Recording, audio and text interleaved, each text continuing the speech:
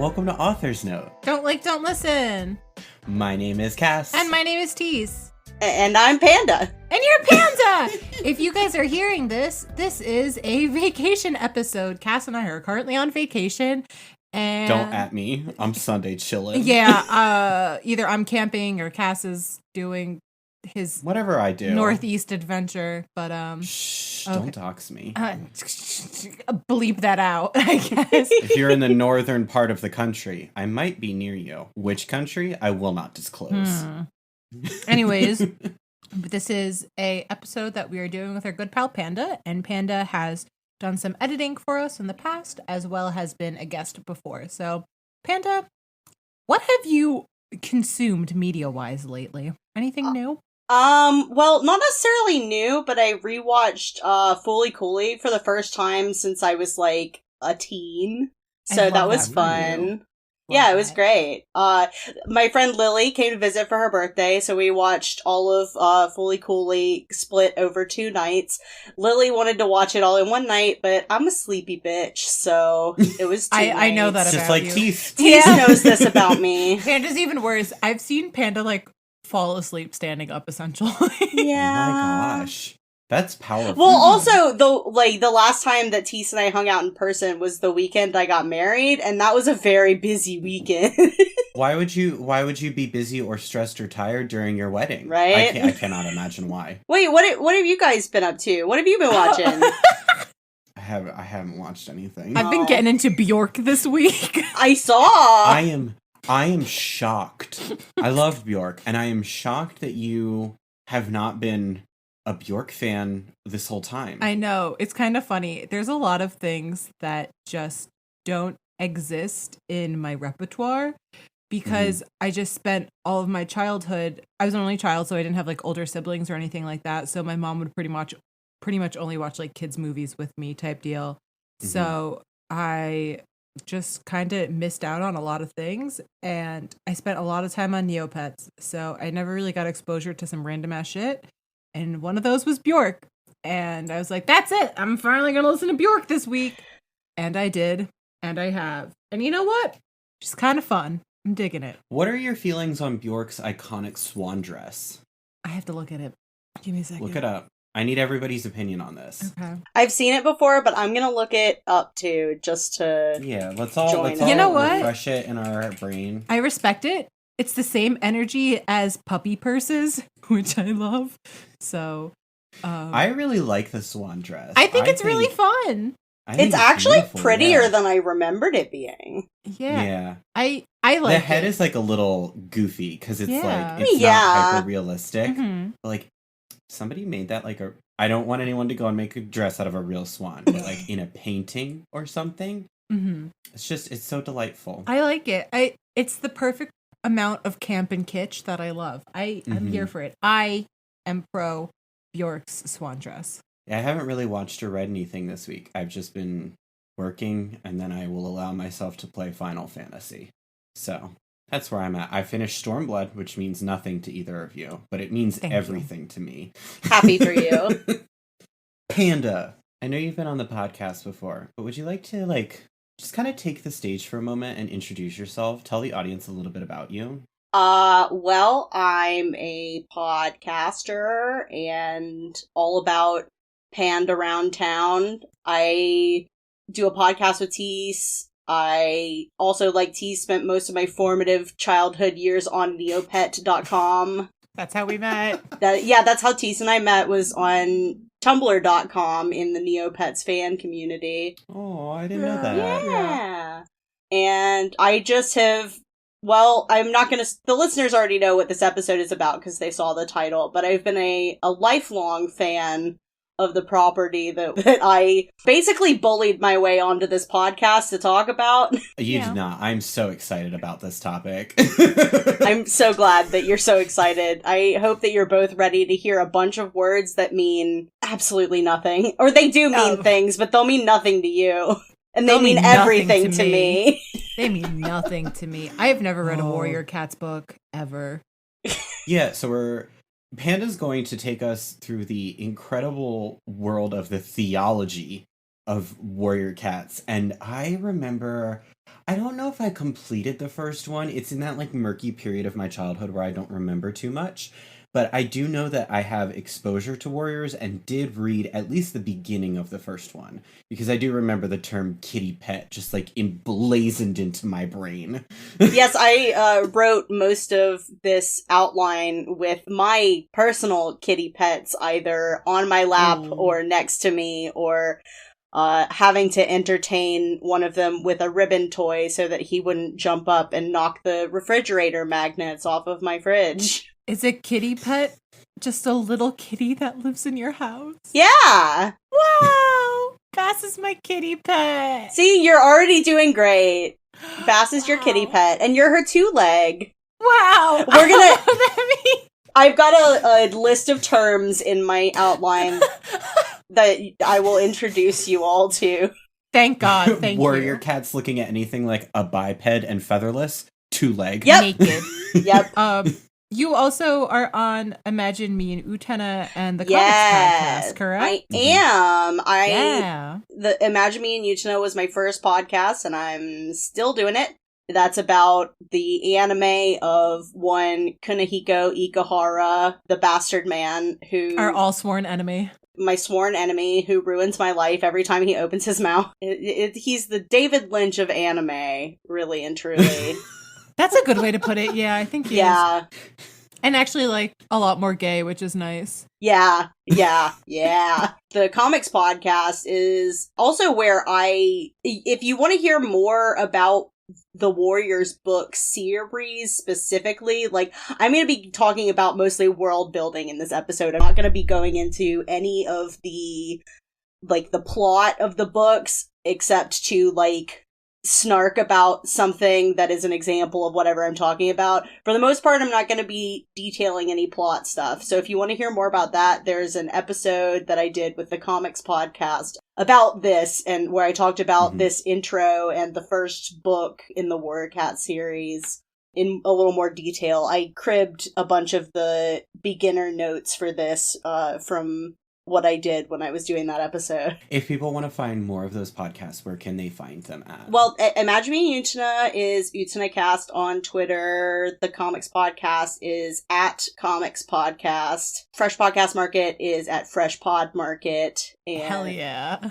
Without further ado, let's blue skidoo into the Warriors. Little kitty theology. We're gonna Tell me about the cat pope. into the world of the little kitties. And to start, I need to introduce you guys to Warrior Cats, the series. It's not actually called Warrior Cats. It's called Warriors, but is become colloquially known as Warrior Cats, to the point that the official media refers to it as Warrior Cats at this point, including the website, which is warriorcats.com. I imagine the URL for warriors.com was already snapped up at that point. Yeah, I wonder, I'm gonna look right now, what is at warriors.com? It's probably some sort of sports it's thing. either like male enhancement, protein, or workout routine. Yeah. Yeah, it's for an NBA team. Oh, Sports. That's boring. sport ball. Yeah, sport that ball. would make sense. That's boring. Okay. Boring. Something that I didn't know until a few years ago, much longer than I should have been ignorant of this. The series is written by Aaron Hunter, but Aaron Hunter is not a real person. That is a pseudonym for, there are 7 authors credited under the name Aaron Hunter. Only 4 of them work on Warriors. The other 3 worked on a Warriors sister series called Survivors, which is about dogs. Sure, interesting. Okay. Was it like a book package deal where like, was that the deal? Because I know that was like the thing with Vampire Diaries, right? Was like a company wanted to get into like a little market and was like, here's the idea, we're just going to have our team work on it. Yeah. Vampire Diaries is written by multiple people? Yes. Oh, that's a huge thing. Oh, no. I only read like 3 of them. I was like you guys don't know me during my vampire stage. Oh boy, I want to hear more about that later.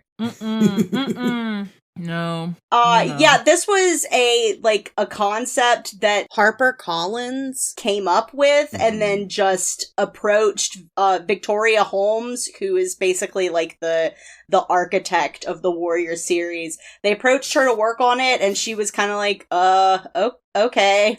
She wasn't really jazzed about the idea at first, but seeing as it's her most popular work at this point, she has sort of built her brand around it, and she appears in like merch announcements for the website and stuff like that. She did like an unboxing video for a series of figures that came out recently. That's cute.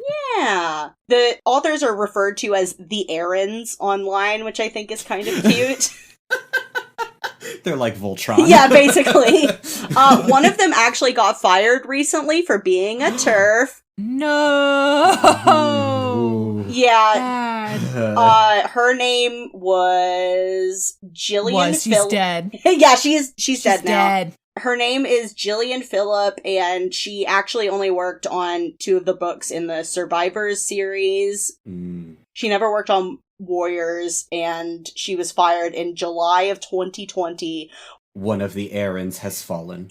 It was revealed that she had a secret Twitter account where she posted like turfy opinions, and the Warrior Cats fandom found out about this and basically just blasted the publisher with like, hey, like, what the fuck is up with this? And she was swiftly fired.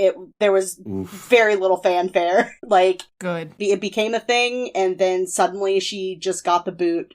If you want to hear more about controversies in the Warriors fandom, I recommend a YouTube video by the content creator Izzy's called A Deep Dive into Warriors. It's very good. Izzy's, we're big fans. If you ever want to come on and talk about Garfield or Furbies, please. Or Pets 4. I want our long Furbies to meet. Is it Pets 4? Pets. Yeah, I know you're a big Cats fan with a Z. Yeah, the Izzy's video is great, and I'm a big fan of Izzy's. But for our purposes today, we're focusing on work by 3 of the Aarons. Victoria Holmes, who I already mentioned, she created the series and works behind the scenes to maintain the storyline, tone, and continuity. Kate Carey, who wrote like books 1, 2, and 4 of the original series, and Sherith Baldry, who wrote books 3, 5, and 6. I didn't look up which ones that they wrote in the other arcs other than the first one, because these are my old notes, and I was only talking about the first arc of Warrior Cats.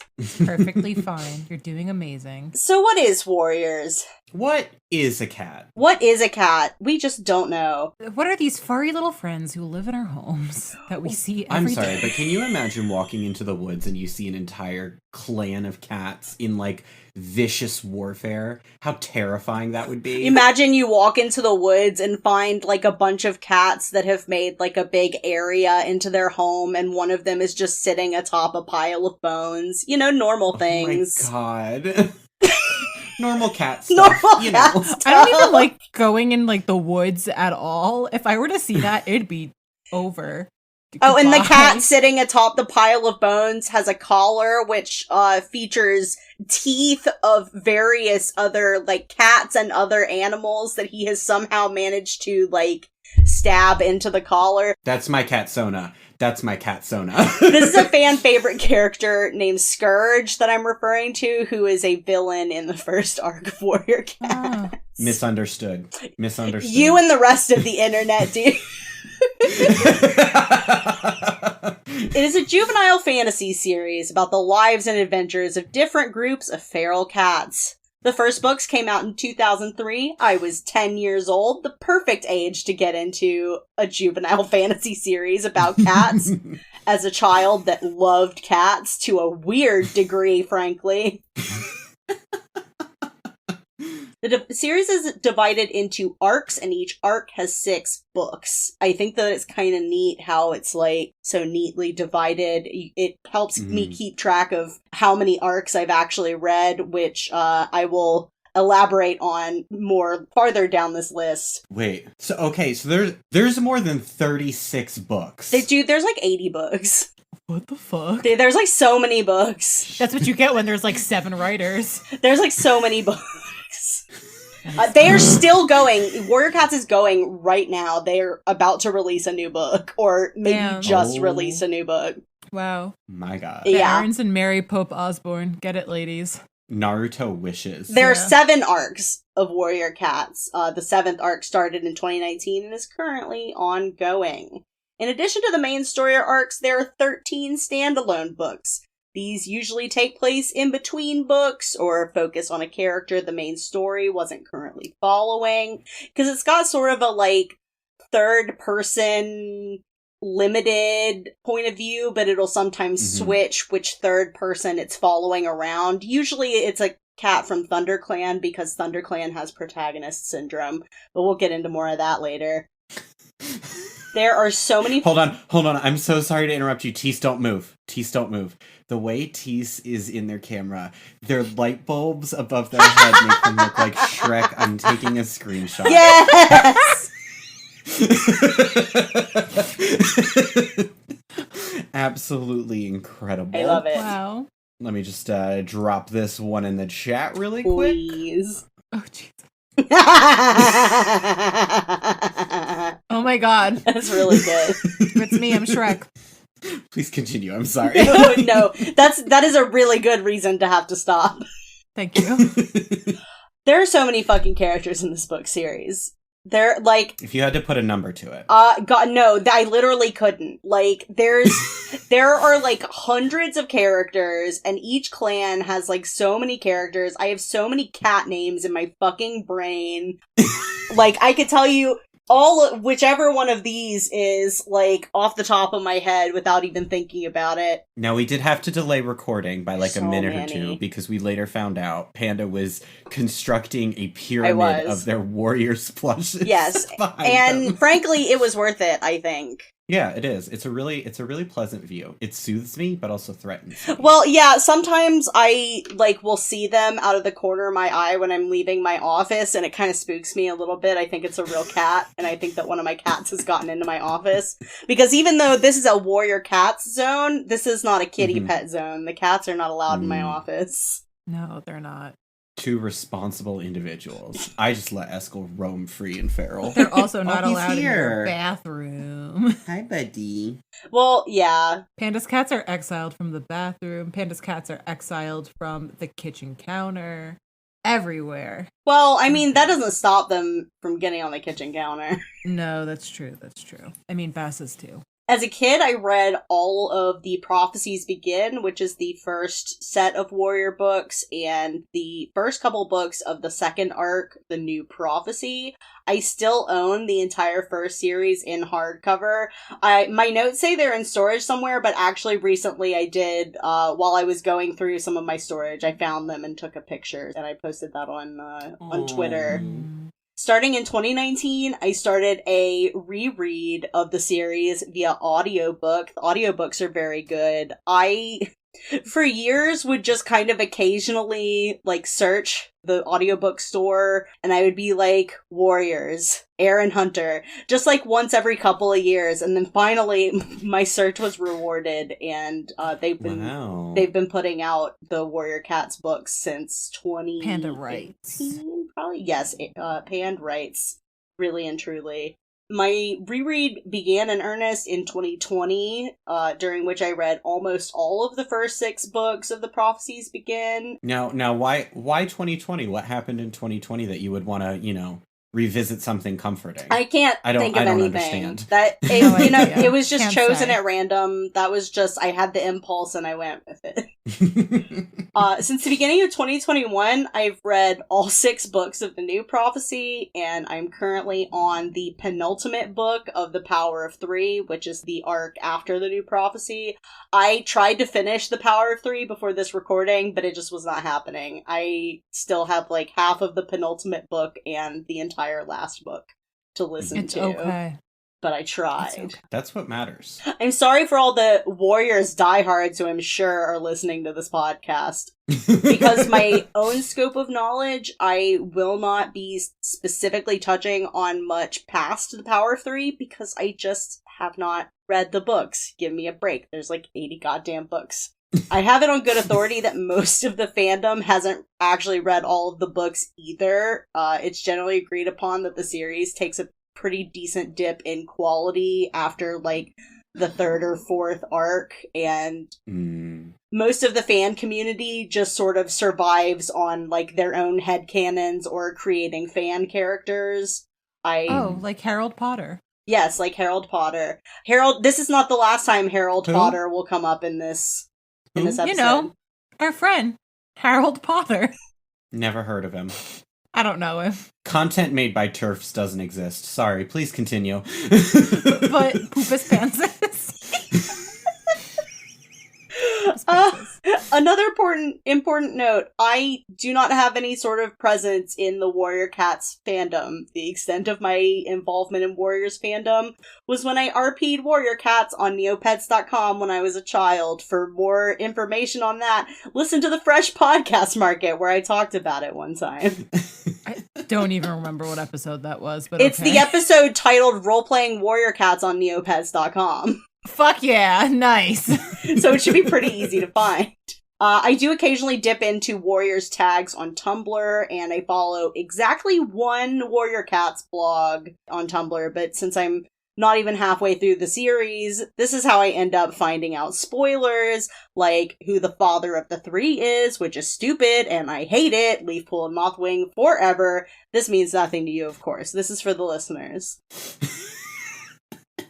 Mothwing is a good name, though. Mothwing I is like a that good as a name name. for a cat. It's great. I think it would be really great to have, like, a whole bunch of cats and give them all warriors' names, and then not have read any of the books. I just think that would be really fun. That's me and Bass. I call her Leadfoot all the time. That could be a Warrior Cat's name. I'll get into the what can and cannot be a Warrior Cat's name later. Okay, sorry, name police. I mean, they do have the name police, like... What? Well, not really. It's just, like... I'll get into the requirements for a name, but... It's like in Final Fantasy XIV, where Lalafel's, like, surnames all have to rhyme with their first name, so, like, Philip Hillip, that's a canon-compliant name. Oh, boy. I mean, like, don't Homestuck trolls also have some sort of naming convention? Yes, they do. 6 and 6, yeah. Right? Yeah. I mean, I don't know. Oh, do all their names have to be 6 letters? Yeah, and their last names. And then the kids are 4 letters first name and 6 letters last name. Yeah. When are we going to get that Homestuck episode, Tease? Shut the fuck up. Tease takes a sip of their boba. One day. Emotional support boba. Most of my information in this outline comes from the books themselves, the Warriors fan wiki, warriorcats.com, and other material I could find written by the Aarons online. So we're here. You're ready for your important information and terminology. Thank God. I'm pulling out my study cards. I'm ready. Yeah, you better be taking notes. There will be a quiz at the end. Fuck. There's not going to be a Pass, quiz. fail, tease. One shot. So the cats live in clans. The books primarily center around cats from the 4 clans of the forest. They later become the 4 clans of the lake. That's not a very important distinction. I just don't want people to at me. There are 4 clans. Well, there's actually 5 clans, but that's not relevant today. There are 4 clans. There's Thunder Clan, known for being fierce, courageous, and loyal. They have protagonist syndrome. They're basically like the Gryffindor of this series. There's River Clan, known for their fishing abilities and love of water. There's Wind Clan, known for being smaller and living out in the open and hunting rabbits. And then there's Shadow Clan, known for being proud, defensive, and a little arrogant. I bet you can't guess who the evil clan is. ThunderClan. It's ThunderClan. It is ThunderClan. You're right. The Warrior Code is a code of ethics and conduct which governs all the clans. Breaking or going against the Warrior Code is a huge deal. We are going to get way into that later. The cats made chivalric code. Yeah. Somebody Greg Ellis called is Greg shaking. Ellis. He'd love this. I don't even know most of the rules of the warrior code off the top of my head, but I have them listed later, so I might read them all. That's okay. Every man who invokes chivalry doesn't know that it's not an actual fucking list. But go on. There are kitty pets, which we've already established is a clan term for a house cat. Clan cats usually view kitty pets with disdain. They sometimes use this word like a slur against other cats. It's not great.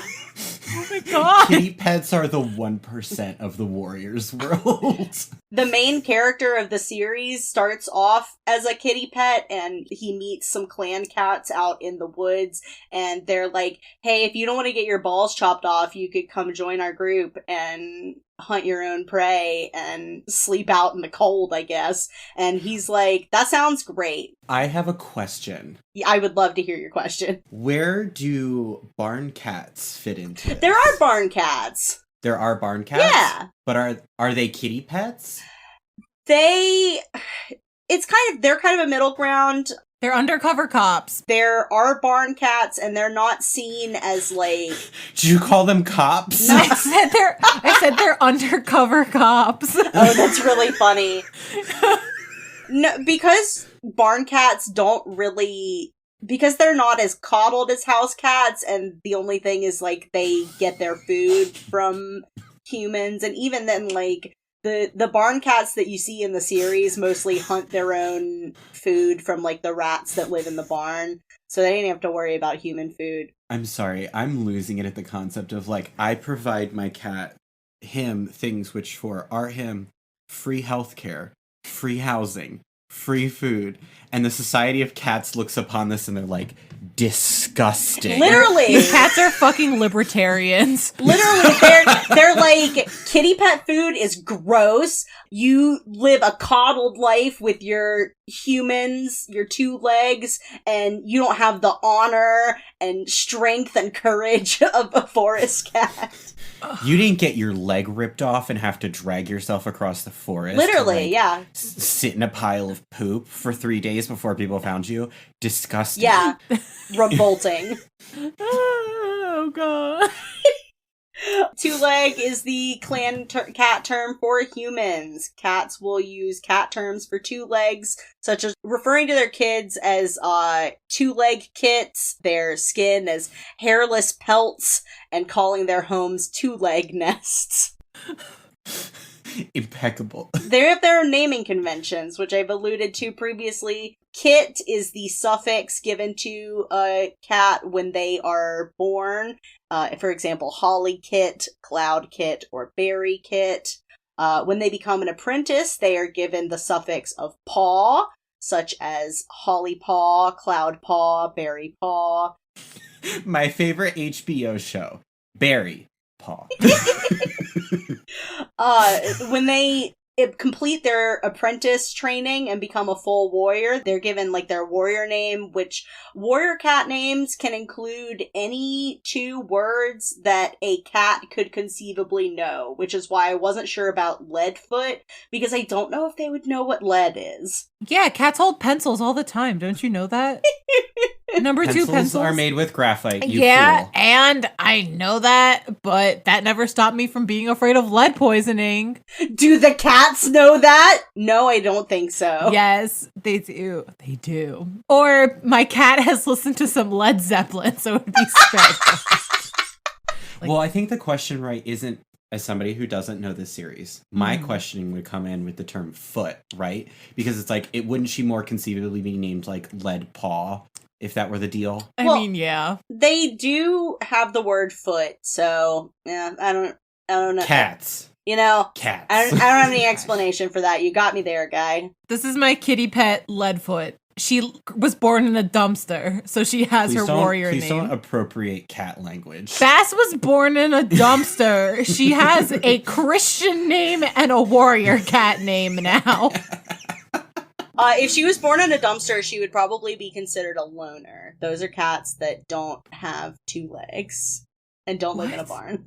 She has two They're legs. just called loners or rogues. It took me a moment to realize that you were saying that a cat that doesn't have two legs is a cat that doesn't have a human being in its life, not a cat. That's what that doesn't literally have 2 legs. I was like, Bass has all 4 of her legs. You guys gotta keep up. This is new. This is so new for me. I'm so sorry, I know nothing about warrior cats. I do see here in your name, though, that Garfield is an acceptable name. Yes. That will be my warrior cat name. Yes, now. some extreme examples of what could count as a warrior cat name are Garfield and Smokeweed. Wow. Because a gar is a kind of fish. Yeah. It is. It sure is. Thank you, Animal Crossing and Prince Noctis. Wow. Thank you, Prince Noctis. Oftentimes warrior names are based on the name of the cat's parent. Like Tiger Claw's son would be called Bramble Claw when he got his warrior name. The cat's warrior name is decided on and given to them by their clan leader. The first part of the name is usually given by their mother, and then, like, when they are, like, Holly Kit or whatever, and then it's the leader's responsibility to give them their full name. So it was the leader that chose the name Holly Leaf. There's also Star is the name given to a cat when they become a clan leader, such as Blue Star, Crooked Star, Tall Star. There's medicine cats. Each clan has one. They are the healer and spiritual leader of the clan. Medicine cats can receive visions and interpret signs from Star Clan. Star Clan's going to be the main star of the show here today. Star Clan is basically cat heaven. When clan cats die, they join Star Clan. That's my short explanation. We'll get into the long explanation later. Okay, I have so many questions. Just like the Owslaw from Watership Down. Except, Yes. Yeah. Yeah. Sorta. Because Owslaws exist before death as well. I have to imagine that there is influence from Watership Down on this series. There is a lot of violence. There is a lot of violence in these books. There's so much violence. Yeah. If you ask me about Watership Down, I'll have answers for you, but know nothing about warrior cats, baby. There is the gathering. Each full moon, all 4 clans gather in one location to catch up, share news, and make announcements. There's a lot of cat clan it's terms. Their little Twitter feed. Yeah, it's basically Twitter. It's a convention. They can only go like once a month, which is probably would be a better version of Twitter. It's a convention. That's what it is. No, Tease, things didn't exist before social media. We only know them through the lens of... Don't flip me off. It's a catvention. Now we have video calls, so I could do that. NeonCon. NeonCon. Yeah.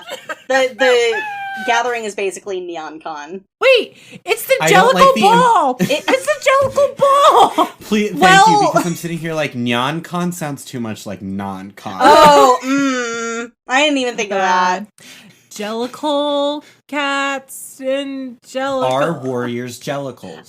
No, are. Jellicle cats would probably, because Jellicle cats live in the city, they would probably be considered like a band of rogues. Is there Subway Clan?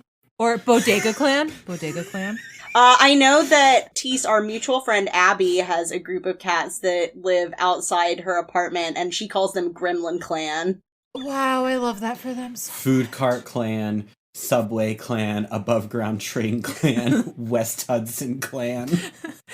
Just like how there's one really fast rat. There's only one rat in the world, and he's just really fast. All the other rats you're seeing are just after images. Yeah. I used to tell that to the kids I worked with, and some of them would, like, really heatedly argue with me. That's really good. Really good.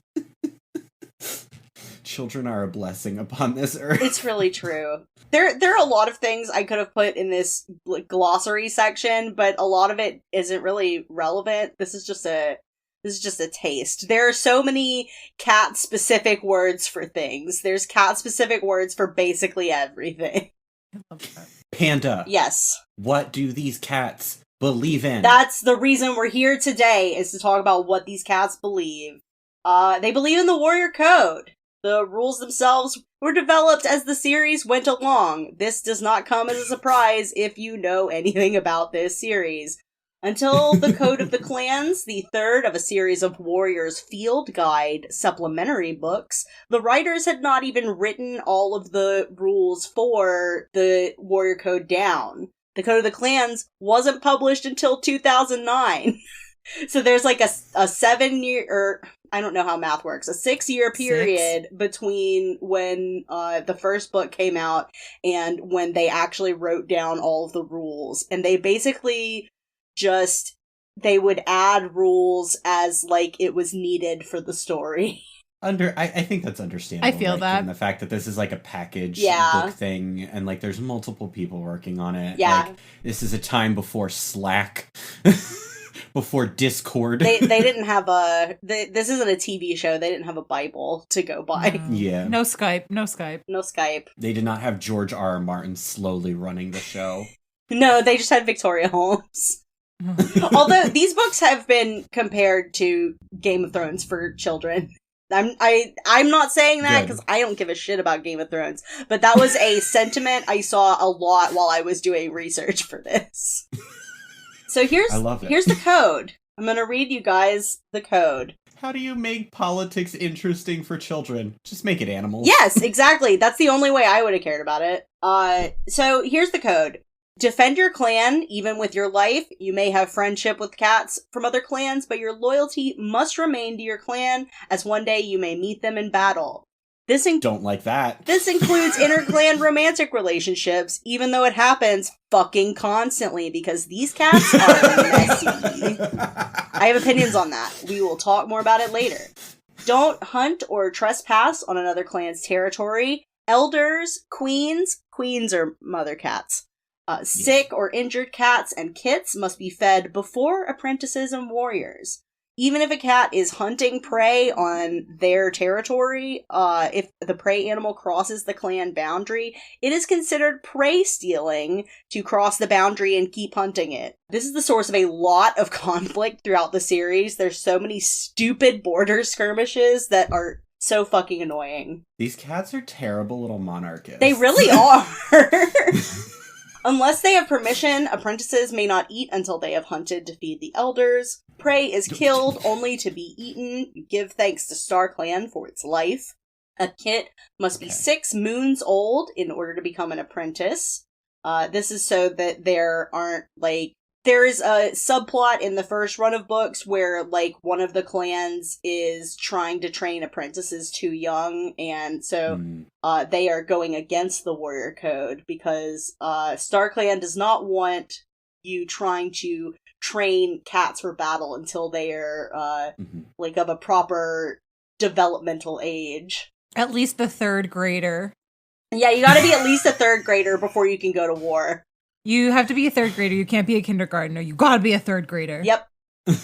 Newly appointed warriors will keep a silent vigil for one night after receiving their warrior name, which I think is a little silly because sometimes I just imagine them sitting quietly, like, it's just like a couple cats sitting next to each other, like, not saying anything all night, just sitting. To be fair, Eskel does that pretty regularly. He just sits in a corner and stares for hours on end. I love that for him. How many names are you getting, bud?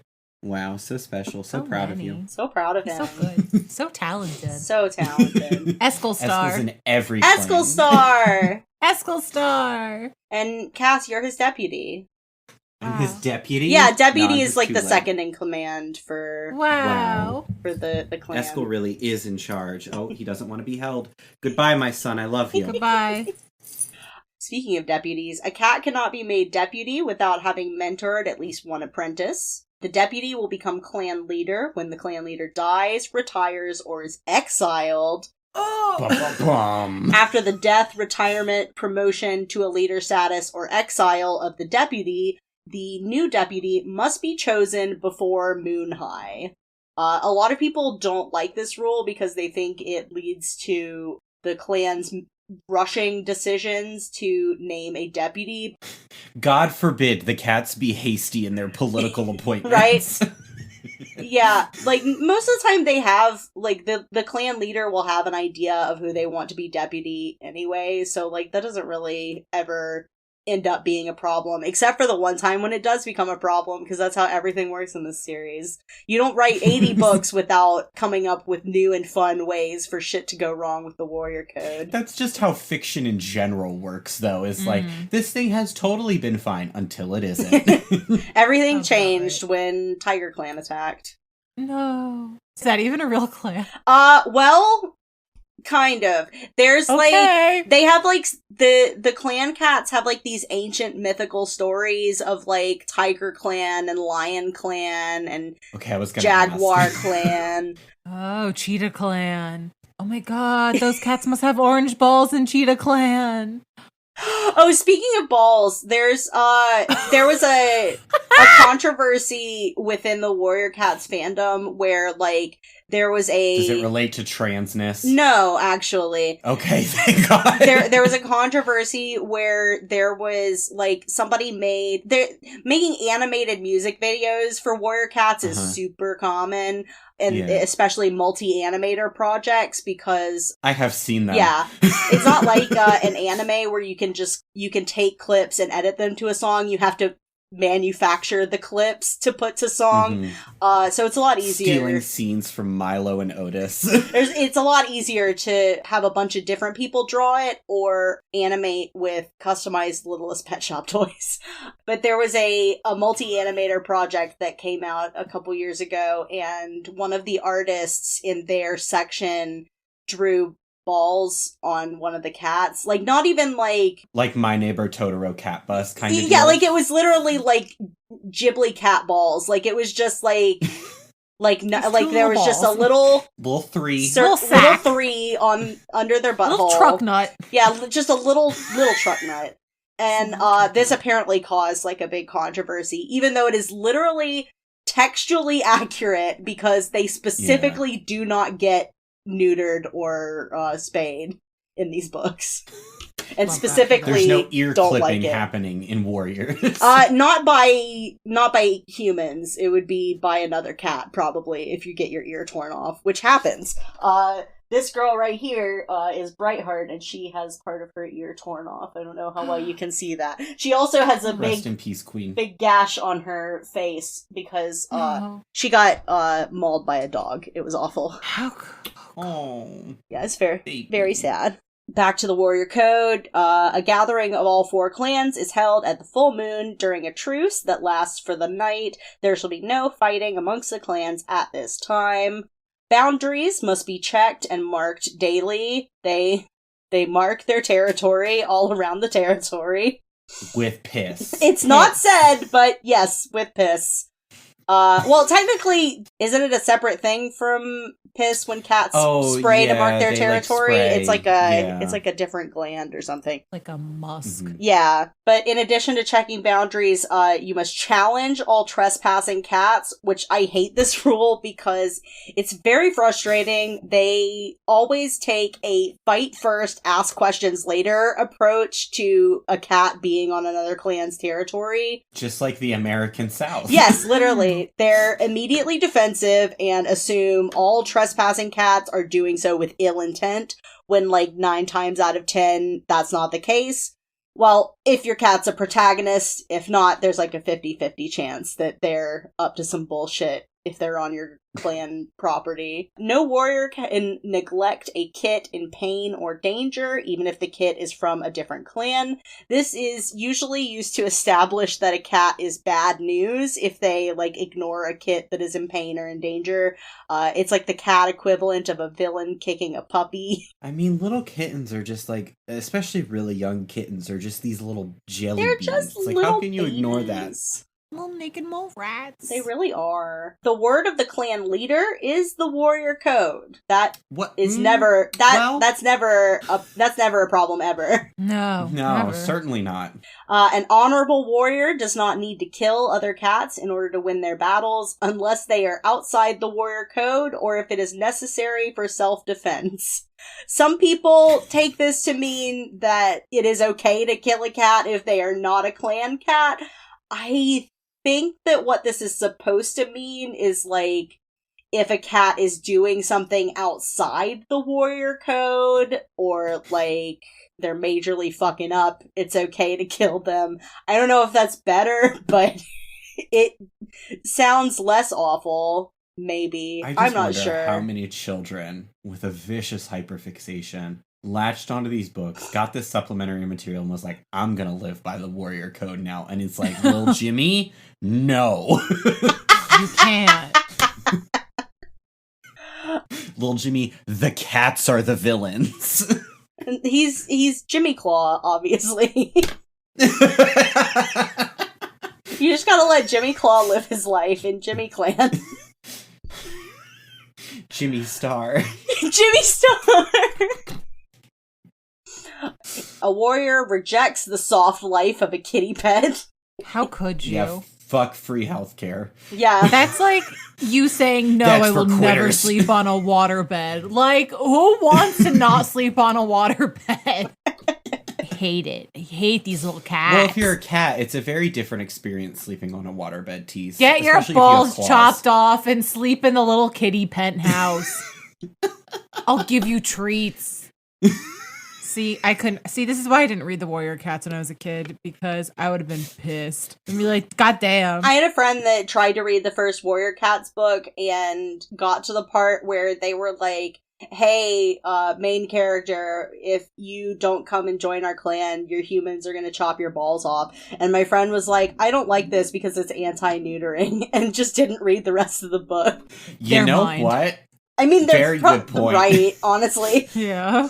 You can write about feral cat colonies where they can't naturally reproduce. The found family opportunities are there. They are. It's true. Each clan has the right to be proud and independent, but in times of trouble, they must forget their boundaries and fight side by side to protect the four. Each clan must help the others so that no clan will fall. This is not true. Like this never happens. They never follow this. They always, every time there's like a big problem with one clan, all the other clans, except for ThunderClan because they're protagonists, all the other clans are like, why is that my problem? It's just, they have such they little... like read this list of rules and they were like, this is a little too... we have to put something nice in here at the end. Right. There are some exceptions to the code. Cats on their way to the Moonstone or Moon Pool are allowed to cross other clans' territories to get to their destination. The Moonstone and later the Moon Pool, I will refer to this as the Moon Place because they functionally are the same thing and the difference between them is only in location. They're sacred sites where medicine cats can go to commune with StarClan. Cats may travel to other clan territories if they have something to report or ask for help. Although, as previously stated, they will always assume that a cat coming onto their territory is fucking up, instead of, like, just asking them why they're there and seeing if, like, they need help or something. They normally don't, like, it's not like we will kill you if you pass the boundary. Mm-hmm. It's just, like, they'll see a cat passing the boundary, and instead of being like, hey, is something wrong? They'll be like, what the fuck are you doing? And it's I like, mean, to be fair, chill. That's what cats are like in real life. Yeah, I mean, that's true, I guess. Cats see another cat, and they're like... The code is flexible about leadership challenges. Cats may challenge a weak or cruel leader if their clan is in danger and if their leadership threatens the clan. The code expects a warrior to challenge their leader. I'm sure nothing could possibly go wrong with this, such as a fascist cat deciding that their leader is too weak and that they should be leader instead. Tiger Claw just wanted to make ThunderClan great again. Oh no. Oh no. It's a little alarming reading some of the plot of the first Warrior Cats book because, like, a lot of the fascist stuff that Tiger Claw gets up to feels very different reading it under a Trump presidency. I can imagine. These terrible little cats. Yeah, it's crazy. Rather than a singular god, the religions of the clan is centered around venerating the cat's ancestors. As previously mentioned, when honorable cats die, their spirits join StarClan. This can include kitty pets and loners. If they're, like, good and honorable, they can, when they die, they can join StarClan. A cat will remain in StarClan until all cats, living or dead, have forgotten their name, at which point they will achieve their eternal peace and just sort of fade away. Oh, we'll get to hell. We're not there yet. No. In an article on the world building of the series on WarriorCats.com, Victoria Holmes said, "We didn't want a sense of a god cat, a central figure responsible for everything in the world of the clans. That would tread too close to existing religions. Instead, we wanted a set of beliefs that could be based on universal principles of honor and respect for yourself, for your clanmates, and for the world around." Fair. But also, your next point covers what I wanted to talk about. Yeah! The religion in Warriors is specifically intended to evoke indigenous religions. However, because the primary writers of the books are British white cis women, I find the execution of this is often colored by attitudes present in religions like Christianity. No. Yeah. How shocking. I know. But I feel like that's such a common thing in writing, right? Where they're like, I want a religion that isn't like modern religion. So I'm just going to take God out of the equation and we'll keep everything else the same. And it's like, that's not how that works. That's not how any of this works. Yeah, I don't really feel like they nail the, like, trying to divorce this from existing religions, just because, like, it's kind of impossible to invent an entire new religion when you've lived with other religions for your whole life. Yeah. I mean, at that point, you're creating the structure for a cult, and many people's minds don't even go there, and, like, even existing cults riff off of present and existing religions or scams or belief systems. Yeah, exactly. Nothing is new. Yeah.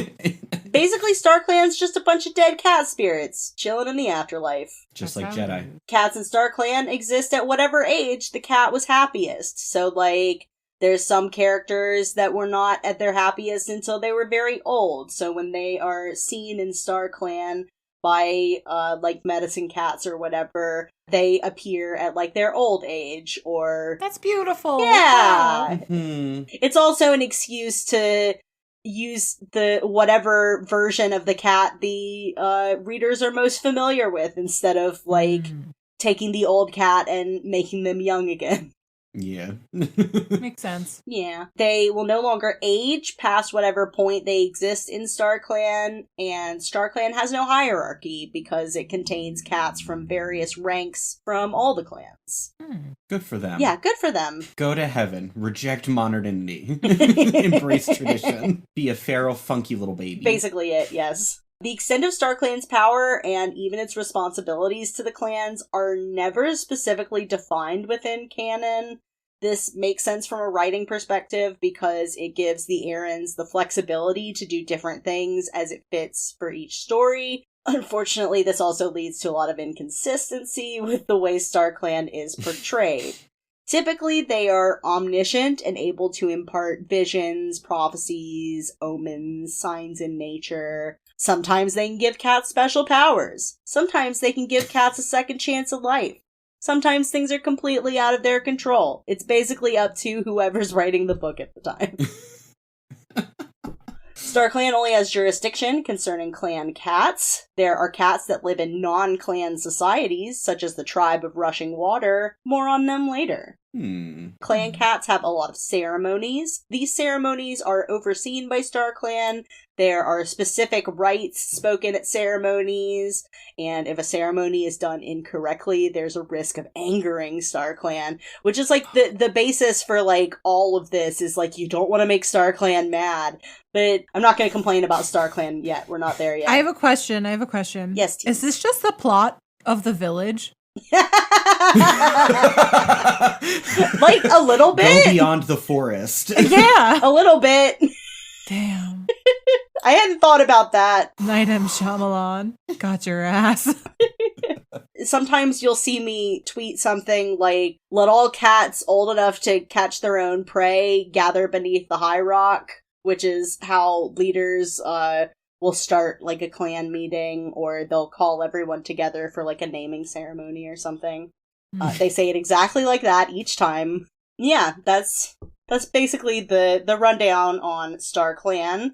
The next section is medicine cats, because they're very important to cat religion. They're like doctors and also priests. Where did cats learn the word medicine? I don't fucking know. I have no idea. Kitty language. Why can't we just have Medicine Clan? This is Aspirin Star, our leader. I'm a heartburn haver. I'm Tom's Paw. What's that heartburn medicine you take, Tease? Tagamet. Yeah, you're Tagamet Paw. That's me, I'm Tagamet Paw. I'm a Meprazole Bramble. This is Pepto-Bismol Kit. Yes. Medicine cats are highly respected members of their clans. They have their own den, which functions as sort of a clinic. This is where they store herbs, treat sick cats, and also sleep. This sets them apart from, like the leader has their own den, but, the warriors all kind of sleep together in one den, and then the apprentices all have a den where they sleep, and then, mothers and kits have, an area where they sleep until the kits are old enough to leave the nursery.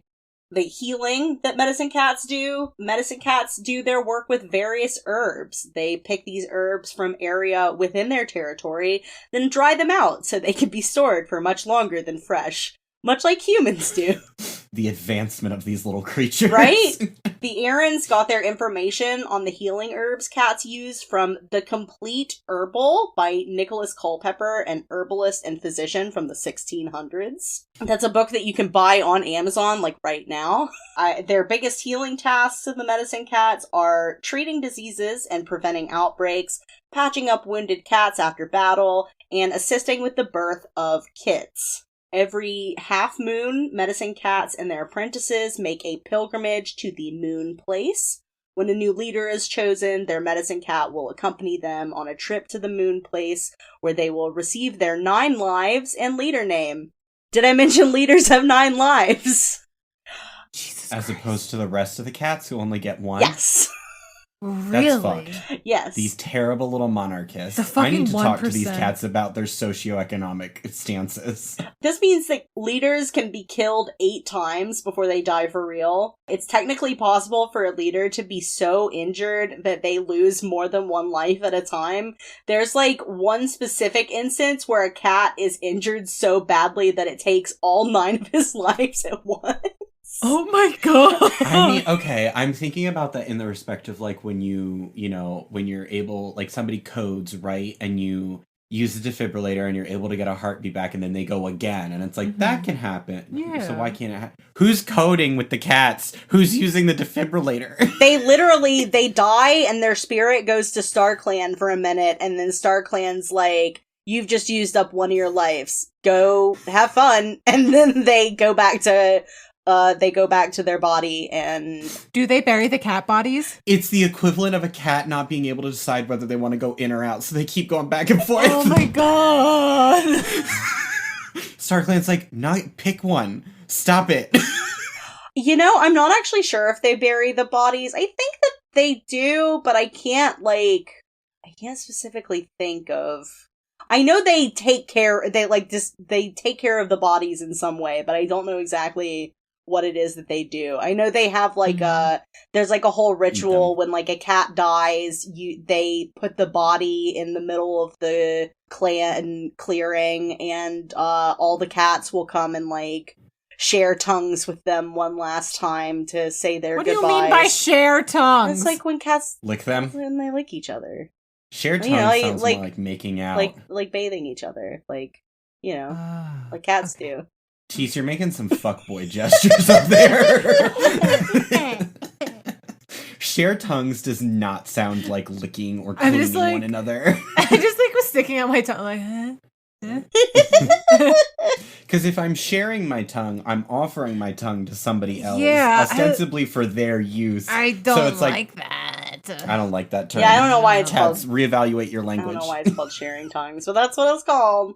Okay. So that's a thing. There is cat sex. It's not shown or described in the books in any way, but there are definitely there's definitely cats sneaking off to meet other cats in the middle of the night, and like I said, they have children and families and stuff. As cats, how do you sneak off to do that? Cats are notoriously loud when they do that. Well, I mean, like I said, they never describe it, so they kind of get around that problem. They just, like, they talk about cats meeting with each other, and then, like, maybe later one of them is pregnant. Just happens. Just happens. Are there any gay cats? I fucking wish. No, well, Damn okay, it. actually, yes, but not Pride Star. canonically. Did you just say Pride Star? They I'm gonna did. fucking end you. This is my child, Envy Paw. Lesbian rock. That's me. I'm lesbian rock. We are both lesbian rock. There are not gay cats in canon. The idea of gay cats just, like, literally never comes up. Cats live in Of course not. a very Boo. compulsory heterosexuality world where it's just assumed that a male cat and a female cat are gonna get together and have babies. But there are instances like Tallstar and Jake get, like, really close, and when Ravenpaw has to go live with Barley in the barn, they also have a lifelong friendship. So, Queer-coded cats. You love to see it. there's definitely some queer coding later down the line. At least, as far as I'm concerned. I don't know if the Aarons are concerned. Why are you making that face? Because I googled if cats can be gay, and homosexuality among animals shows great contextual variation. And then the next paragraph says, a research conducted by person that was early neutering, spaying, or hormonal treatment might change or even reverse sexual preferences in some animals, like rats, hamsters, pigs, and possibly even dogs. So hormones can be one of the explanations of homosexual behaviors in some animals. Oh my god, they don't want to chop off your balls because it'll make you gay! Is that what happened to you, T? So you're a rat that got spayed? Yeah, my balls got chopped off and now I'm a lesbian. That's how it works. That's how it works. Everyone's born with balls. Yes. We all were born with balls. We're all born with balls and supposed to be attracted to women, but they remove them from the assigned female at birth so that they will be attracted to men. So wait, I can't joke about this because I'm sure on some part of the internet this is the legitimate belief. Does that mean that I still have my balls then? Yes. I feel like this is only one step away from ABO. The chosen one, I still have my balls. Wait, no, fuck. The chosen one. They're hidden inside. No! Chosen one, they cut off my balls, but I still love women. I just realized that there's probably Warrior Cats ABO, and I just really... There has to be. Like, there has to be. There's no way there's There not. It's has just... to be.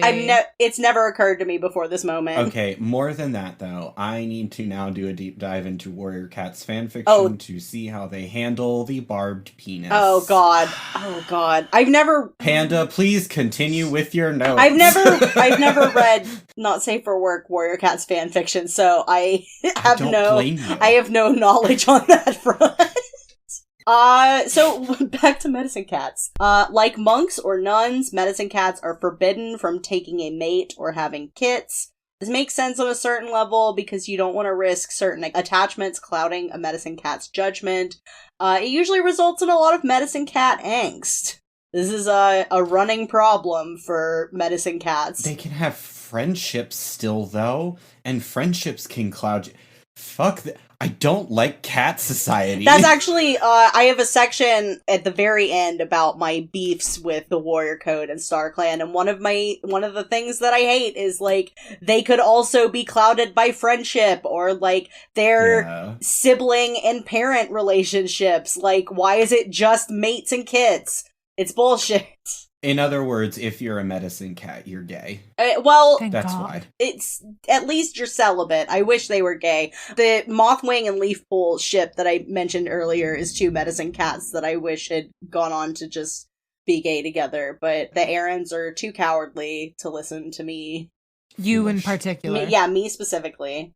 I understand. There have been instances of cats who have previously had mates or kits becoming medicine cats later, but this is much less common. So it's not like you have to be celibate in order to become a medicine cat. You just kind of have to, like, take a vow of celibacy. Whereas normally apprentices are assigned to a warrior at the clan leader's discretion, medicine cats choose their apprentice. It's up to the medicine cat to decide when their apprentice can be granted their warrior name.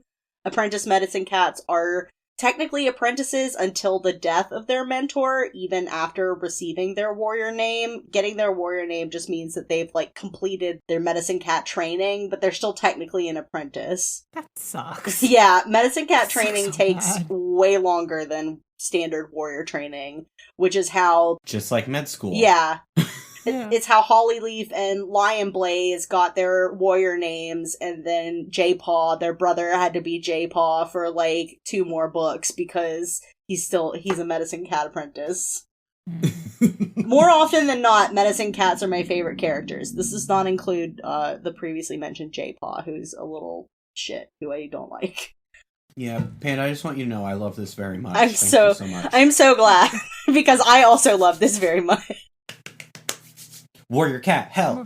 Warrior cat, hell! We are Yes. in warrior cat hell. Panda, you are our Virgil. Take us. So I think this is how this episode came to exist, because I was like, Tease, I gotta tell you about Warrior Cat Hell. Which is a thing. There is Warrior Cat Hell. They can go to hell. This place is called the Dark Forest. No. They have since renamed it to be formally referred to as the Place of No Stars, in contrast with StarClan. But I like that. it's the Dark Forest, because that's easier to say than the Place of No Stars multiple times. Cats will go to the Dark Forest if they have committed severe crimes against their clan or the Warrior Code. Apparently in the next arc, I'm supposed to read the cats in the Dark Forest attempt to rise up and do battle with the living cats and StarClan. So I have that to look forward to. Good for them. Good for them, I guess. Except they're all kind of bastards, so I don't... Unfortunately, there aren't, like... I mean, Scourge is kind of a fun villain, but for the most part, the villains are not, like, that fun. Like, there's not a lot of campy villains, which I wish was a thing. Characteristics of the Dark Forest. Although cats in the Dark Forest do not feel hunger, there's also no prey to hunt, which is kind of a bummer, because that's a thing that cats like to do, even aside from having to eat. It's also why you should not let your cats outside, because cats will just hunt with impunity. Eskel spent last night hunting for half an hour, something that was under my bedside table, and I couldn't find anything, so I think he was just hunting a crumpled up Smucker's Uncrustable wrapper Good for him. that had made its way back there. Good for him. Love that. What a talented young boy. He's so talented. That's why he's the leader of Eskel Clan. Time passes strangely in the Dark Forest. Cats there often have a warped sense of how much time has passed while they've been there, or how long anything happens, just because, like, there's like a mist. I don't know if technically the mist is supposed to fuck with their sense of time, or if it's just, like, inherent to whatever it is cat hell is. Cats in the Dark Forest can visit the dreams of living cats, seemingly with impunity. Can StarClan do that? Yeah, but they only do it. They only do it to medicine cats for the most part, unless you're Firestar, because he's a very special boy who has very special boy plot lines that involve him receiving dreams from StarClan. But for the most part, StarClan only visits the dreams of the medicine cat or the medicine cat apprentice. A cat can decide they no longer want to be visited by Dark Forest cats, at which point they are no longer able to.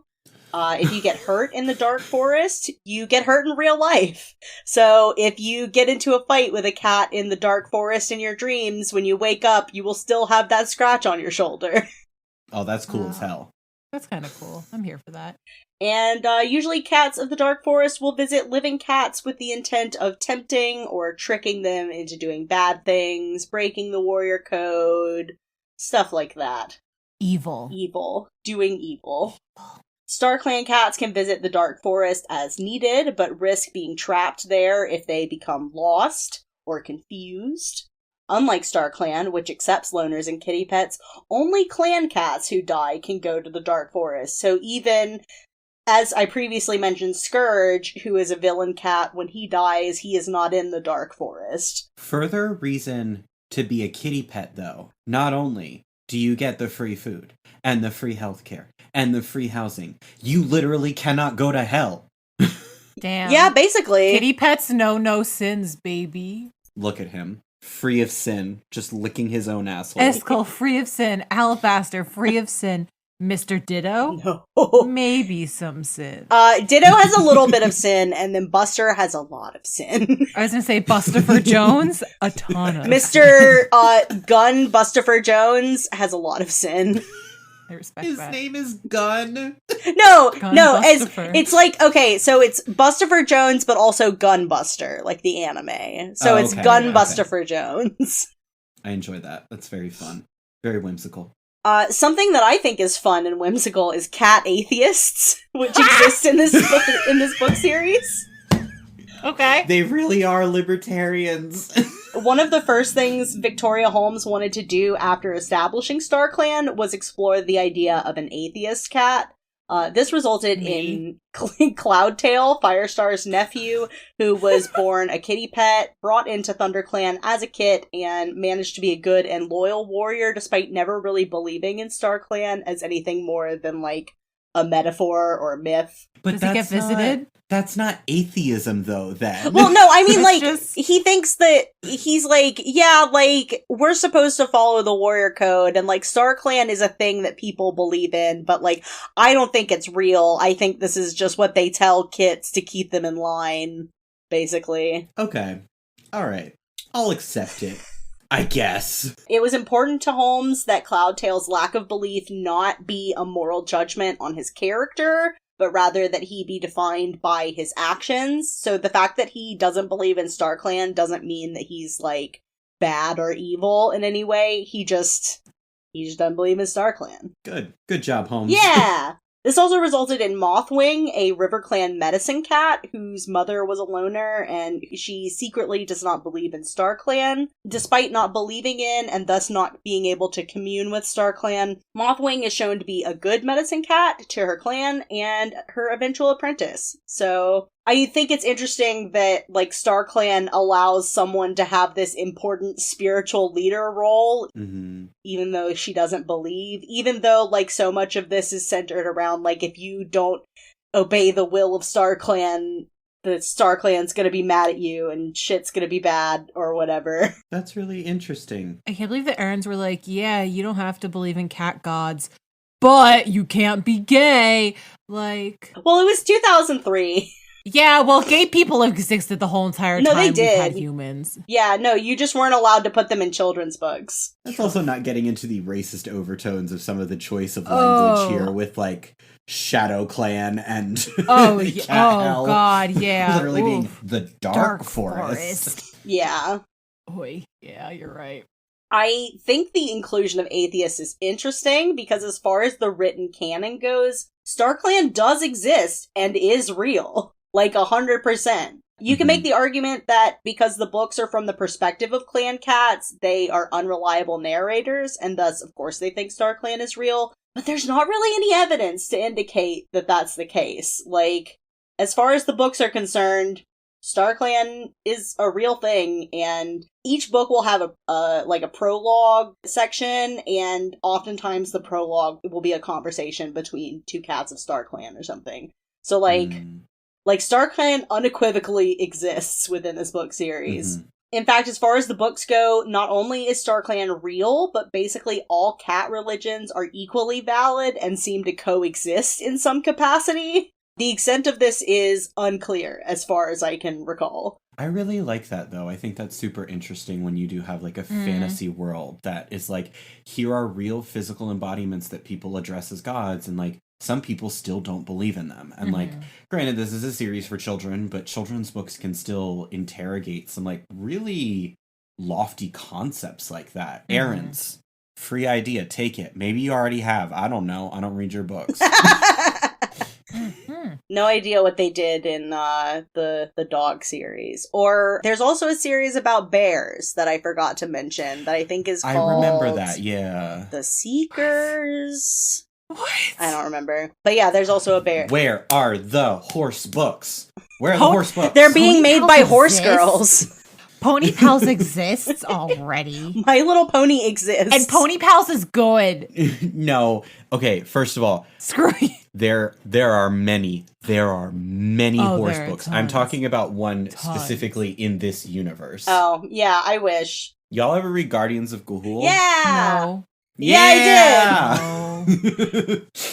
Panda and Cass do a owl episode. Yes, that's another on my list. Like, once I get more caught up in Warriors books, I want to reread the first Guardians of the Whole book, because I really liked those. Let's books. reread them together, Panda. That would be so good. Tease looks sad and left out. I mean, Tease can read the Guardians of Gahul if they want. I didn't read as a kid. I didn't start reading until I was 10, so it was like pulling teeth for me. So I only How old read do you think children are? 10.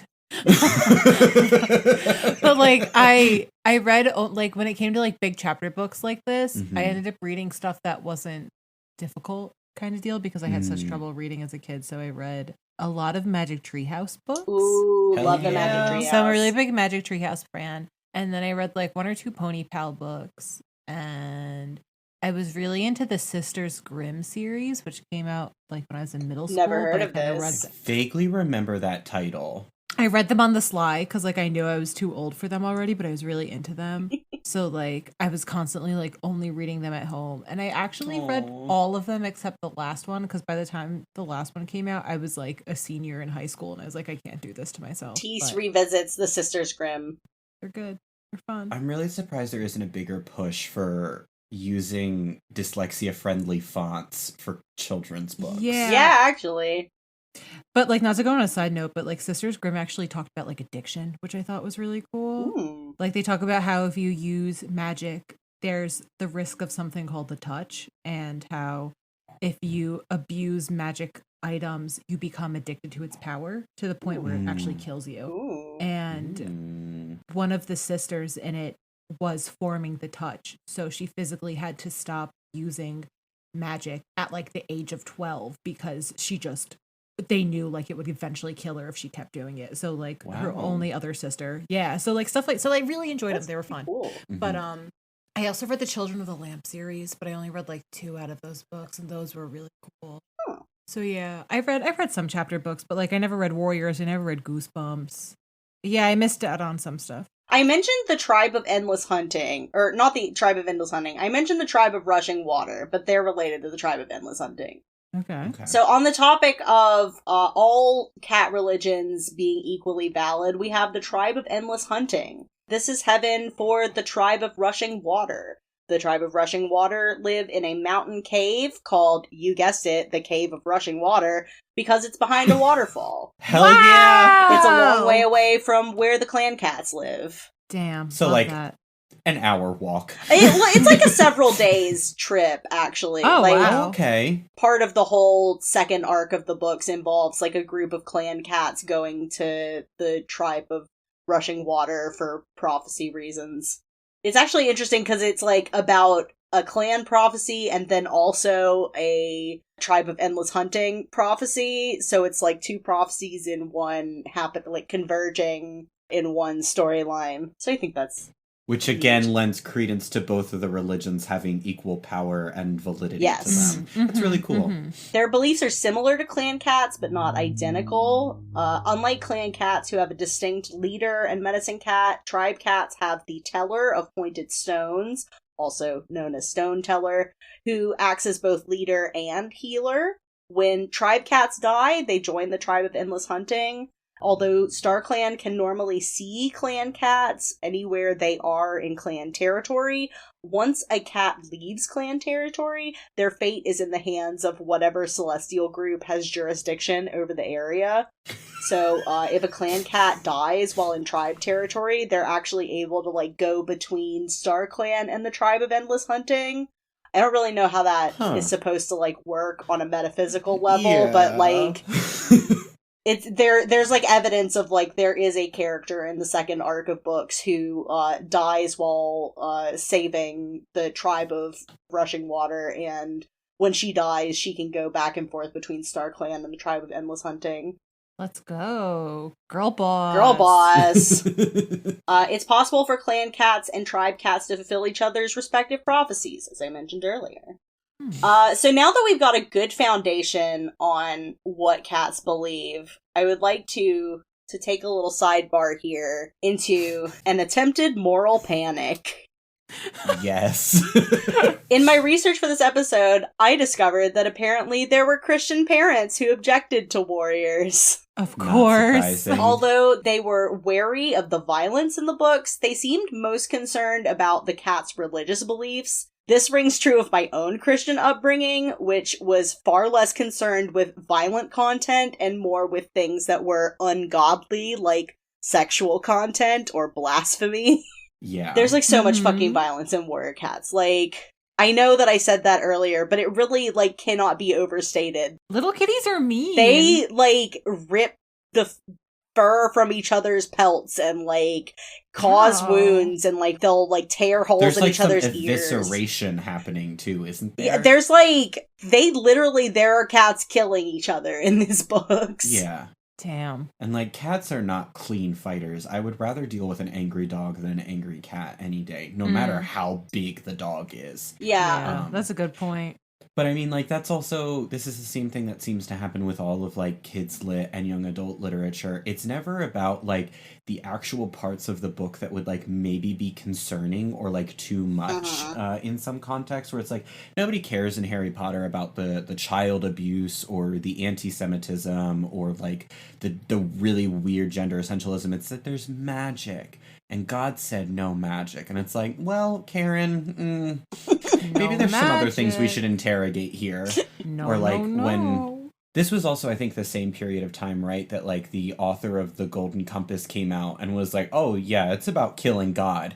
And people were like, yeah. But there's a polar bear on the cover. Yeah, this would have been probably slightly predating the fur over the Golden Compass books. But yeah, Philip Pullman is an angry little atheist man. Objections to warrior cats spiritually are similar to the moral panic that surrounded Harold Potter. I specifically came across this in the article, Cats, Warriors, Penguins, and Kids, Changing Beliefs Through Myth and Magic by Berit Jos on cuttingedge.com. It was written in 2007. Jos posits that in the wake of the Harry Potter craze, publishers across the country have adapted all kinds of occult beliefs and magical rituals to the tastes of young readers. Now, a decade later, children everywhere are learning to see paganism and syncretism, spiritual blends, in parentheses, as more real and normal than true Christianity. I have a quick question. Yes. You said .com. Mm-hmm. Is it .com or .org? It's .org. I misspoke. Second thing, where do the penguins come in? Penguin what is franchise? Mr. Popper's Penguins. The publishing company. House. Oh okay. Yeah. Oh my god, I've literally had an interview with I know, that's why I thought this was so funny. Stupid as shit.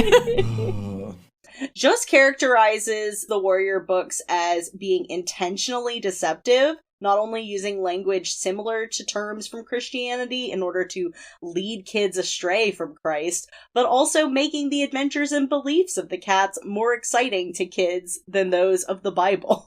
Which I guess is it's not untrue. Cat's fault that the Bible's bland as fuck sometimes. Like, this is why we have illustrated story versions of the Bible, is to appeal to children more, because make your kids read Wedwall, like, what do you want from me? There's also illustrated versions of Warriors stories. There's like there's like some Warriors comics. I haven't read any of them. I don't really like the art style. I also think there's a really frustrating aspect to this, like, not to tip my fucking hat on my beliefs too much, but like, it is important to teach your kids to interrogate the things you even want them to believe implicitly, because like, all right, if you want them to like really be strong in their faith, you would ideally want them to come to that from a place of like really having questioned it and thought about it and like chosen it for themselves. Like, yeah, that's too logical for Christian belief. Boy, do I know. True. In fact, Jost considers warriors even more dangerous than Harry Potter due to the personal relationship the characters and warriors have with their occult beliefs. They're just cats. Yeah, they're just cats, man. Cats. My favorite quote from this article is, actually, would one of you like to read this for me? Should I Tease, do would it? you like to read I this? would love it. Everybody's favorite reader. Okay, there we go. But you might argue it's just imaginary fun and fantasy. No, it's not. Jesus warned us that imagining an evil is as bad as actually doing that evil. You have heard that it was said to those of old, you shall not commit adultery. But I say to you that whoever looks at a woman to lust for her has already committed adultery with her in his heart. If your right eye causes you to sin, pluck it out and cast it from you, for it is more profitable for you than one of the members to perish, that for your whole body to be cast into hell. Matthew 5:27 through 29. I feel like I'm on my Twitter timeline right now. God. Yeah, pretty much. It turns out that Jost was not the only person who was worried about this. I found a Quora post asking, is there anything satanic or involving witchcraft in the Warrior Cat series? Griffin McElroy answers at 5. I would love to hear Griffin McElroy answer this. Do you guys even understand what it was like for me to get into Mabimbam and find out that Warrior Cat names was like a running joke? A running In joke. Mabimbam. Yeah. I was like, how did these people find out about my childhood book series? It was very strange. Yeah, so there was this Quora question, and it was answered in 2018 by Quora user Cassius Carter, who determined that there's very little that could actually be considered specifically satanic in the books, although the medicine cat's use of herbs could be considered a form of witchcraft. I don't know what to tell you about pharmacists. Another user responded that as the series went on and the StarClan stuff got more elaborate, they no longer felt comfortable reading the books as a Christian. I found a review of the first Warrior Cats book from a magazine published by Focus on the Family, a religious anti-LGBTQ hate group. It said that the societal structure of the clans could be considered somewhat reminiscent of gang warfare in our society. Yeah, you know, the general members of your gang which protect the children, and they appoint a medicine person. Oh my, and you know, they live in dens. Hell's Angels. There's also this very weird passage under the heading of sexual content in the review.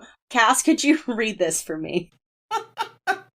Firepaw grooms the base of Yellowfang's tail. Not much is made of it, but he could have groomed some other part of her, and it would not have taken away from the story. Some may see this as sexual, and others may see it as her way of putting Firepaw down by giving him a demeaning job. Firepaw. I don't know how to tell you that cats lick their own ass. Firepaw gives Yellowfang a rim job. Stop! I'm sorry. I hate that! I wasn't even picturing the underside of the tail. Me I was either! imagining like the Was it top, just, like, the little top? scritchy portion. Yes! Tail. When I read that part of the book, when he, has to groom her tail, it never occurred to me that might be weird, because cats fucking lick each other's bodies and shit. It's just a thing that they do. They share tongues, as we've learned. Yeah, so they share tongues, as we've learned. Share tongues. But seeing this article refer to that as potentially sexual was very strange. When someone, i.e. me, is too overzealous about the content warnings. Yes. I don't know what's happening with Tease right now. I don't either. Tease is climbing on their desk, it looks like. They've taken their headphones off and muted themselves. They can't hear us. The webcam is just wobbling. I can't wait to find out what's going on.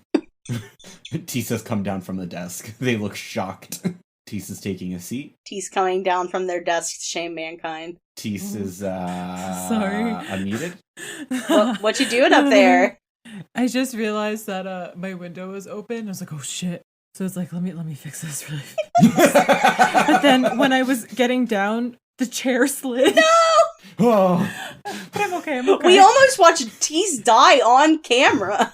No, it's okay. I'm okay. Tease goes to Star Clan. Tease goes to the Shadow Forest. I'm filled with sin. Little kitty sin. I've killed, and I'll kill again.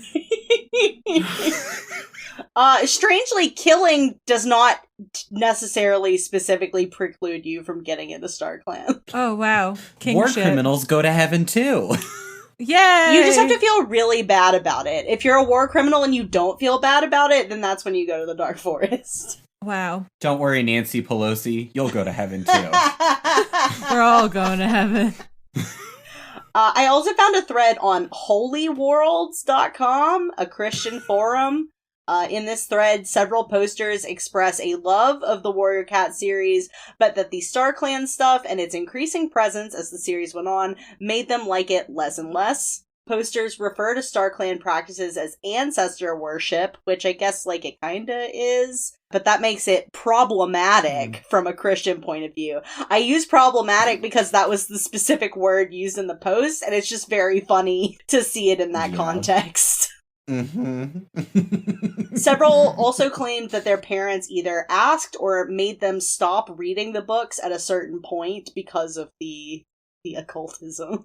You know the Bible says you also can't kill people, and if you're reading about fantasy stories in which cats kill each other, that is all Because if you read about it, that makes it real. That's as real just like as video games. Just like videos, Panda, please James. don't take me to this place in my brain. Please don't do it, Panda. Ultimately, I don't think this panic took off because I basically had no knowledge of it until a couple weeks ago. Despite Warrior Cats having a pretty intense fan base, it never quite broke into the mainstream.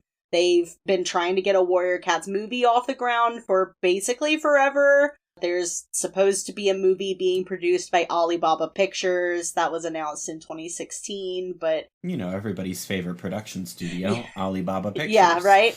This was announced in 2016, but virtually no information is available as far as I can tell, other than just, it's been announced. I think maybe they assigned a director or something. Woof. So my beef with StarClan and the Warrior Code. As previously mentioned, characterization of StarClan varies pretty heavily between books. Some of this is due to different writers of each book, but also them just not having set rules for what StarClan can and can't do. Either way, it's very frustrating as a reader because, like, you want to be immersed in the story. Yeah, you want consistency. You want your world to make sense and have, like, some sort of logic to it. Yes. And that just really is not always the case. It's a little more coherent in the first books, mostly because, like, they don't really go into a lot of intricacies of StarClan stuff in the first books. That really only becomes more of a thing later. There's a really good YouTube video by the user Wolf Whistle on the ways in which the clans and their beliefs end up resembling a cult. It's called Warrior Cats, the Clans Are a Cult. And Cass, you kind of touched on this earlier when talking about, like, Christianity and, like, you should want your children to come to their beliefs based on actually questioning things instead of just being told to. This is another problem with StarClan where you're basically just, like, you're told to accept the Warrior Code, you're told not to question the Warrior Code, you're told this is supposed to run your life, and, like, if you question it, then you are offending your ancestors by questioning it. Well, and also, like, you need to limit your contact with the other clans, your communication with them. You literally can't leave this space. We have naming conventions to denote, like, your level of importance. Kitty cats, we need to talk. Yeah, in the video, like, they even go into the way that, like, the forcing of the naming convention kind of, like, robs cats of their autonomy because, like, this is showing you your place in the clan as opposed to, like, just being able to, like, live your life. There is an instance in which a barn cat joins ThunderClan and she's put under a lot of pressure to choose a clan name. She ultimately doesn't do that, but her kits are given clan names, and, like, the book describes her as being uncomfortable with the fact that, like, she gave them names. She named them, like, Berry, Mouse, and something. I don't remember the other ones' names.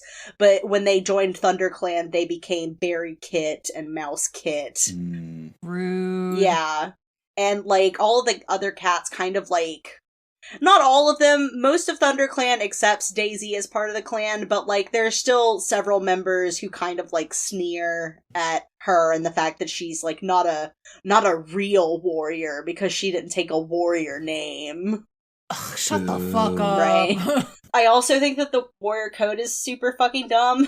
Like, it contains a lot of common sense good stuff in it, like loyalty and, like, not killing and stuff like that. But there's so much that's just arbitrarily imposed on clan life that is justified because it's in the warrior code. Like... Gee, what does that sound like? Yeah, exactly. You don't know what I'm talking about because I'm talking about multiple aspects of our current society. It could mean anything. I don't know.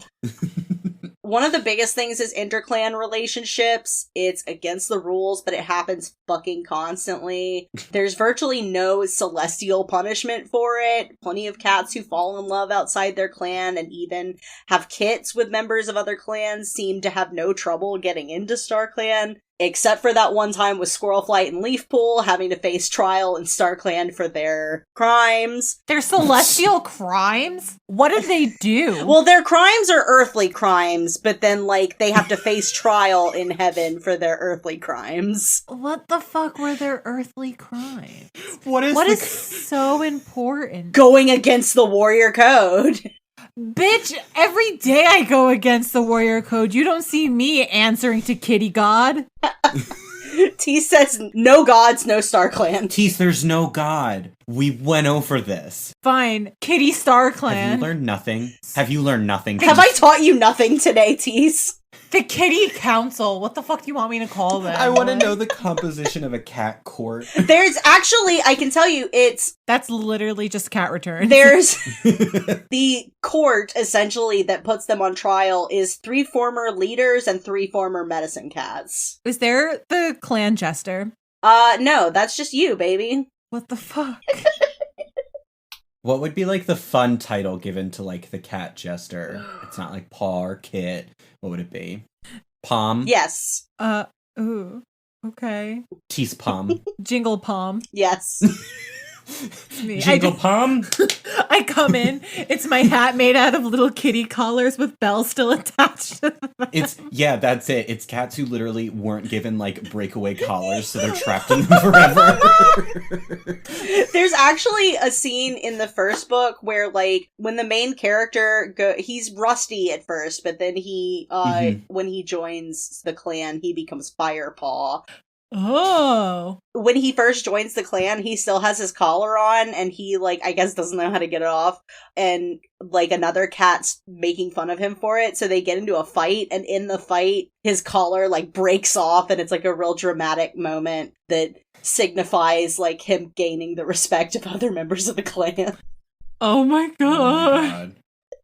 You take note. Yeah, gain take respect note. by getting into a fight with another dude, and if he rips your shirt off, you're golden. Baby. Yeah, exactly. Congratulations.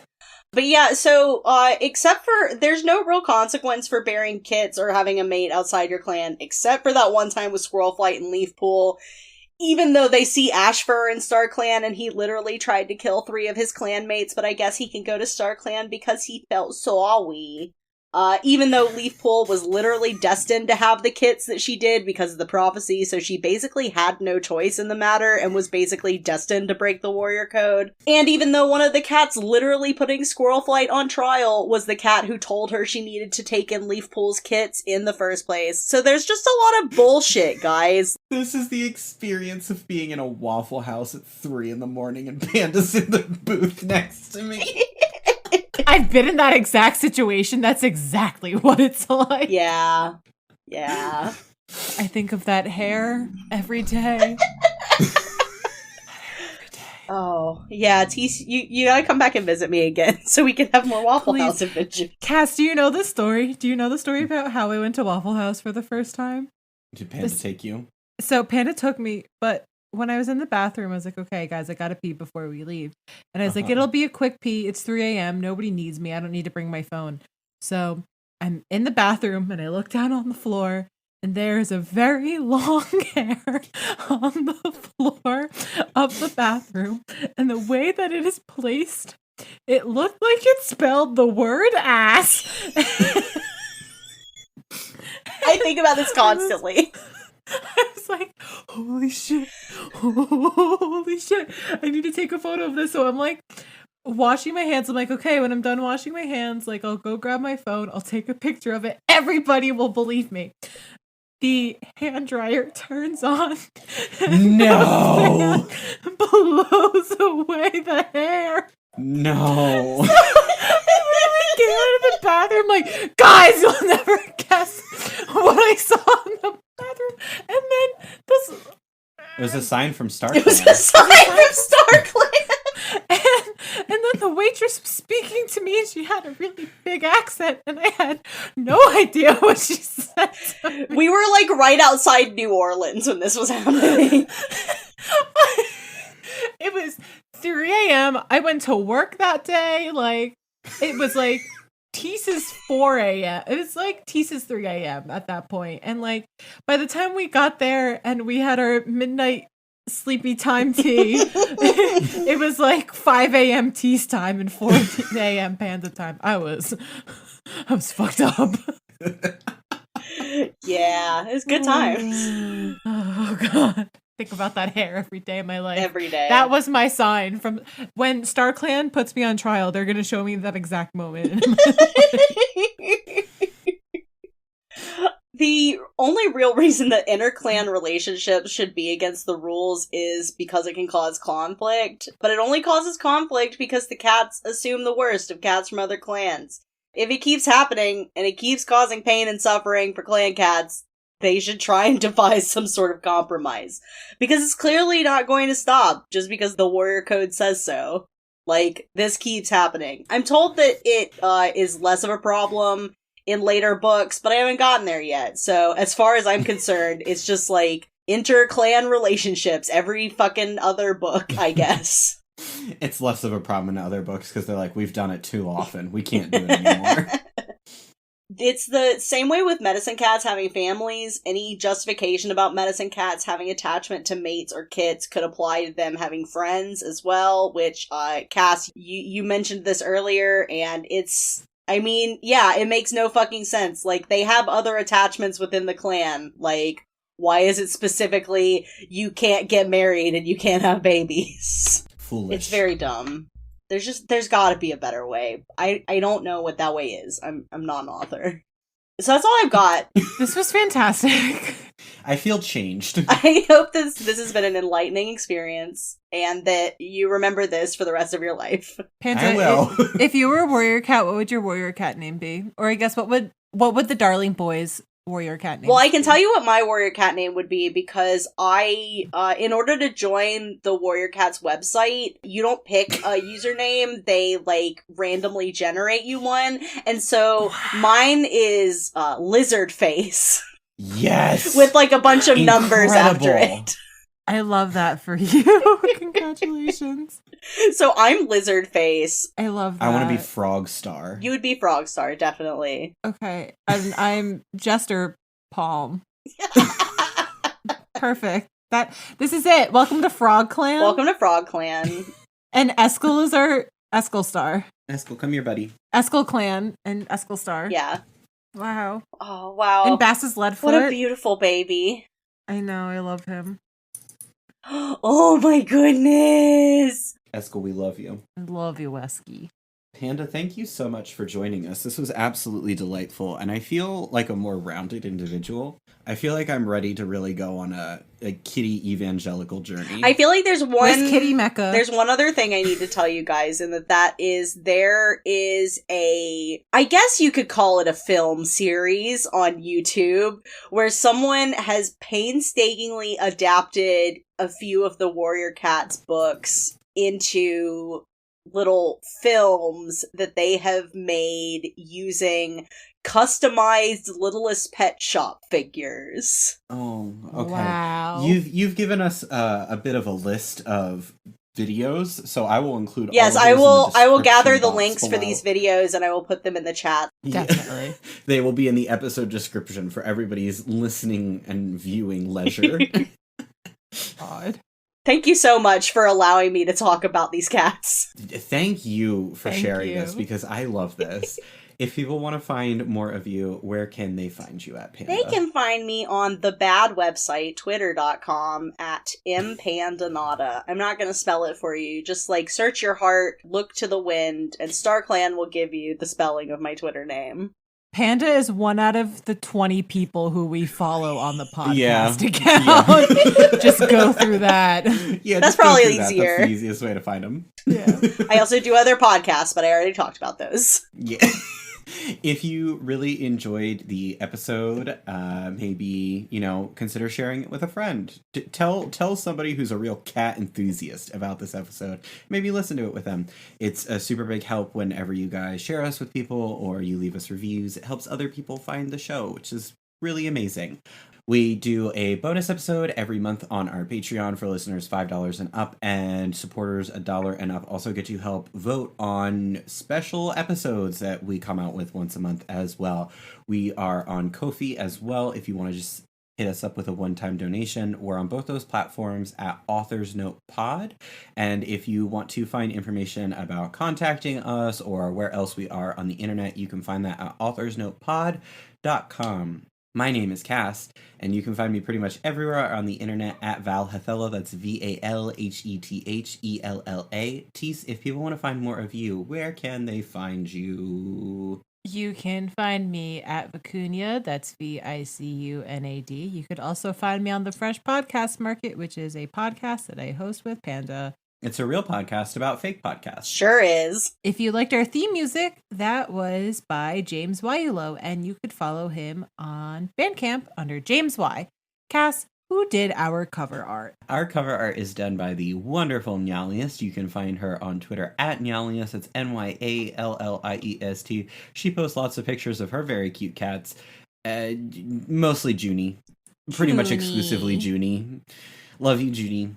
Until next time, stay out of other clan territory. Always mark clan boundaries. Believe in StarClan, I guess. No. And stay safe. Bye. Bye. Bye!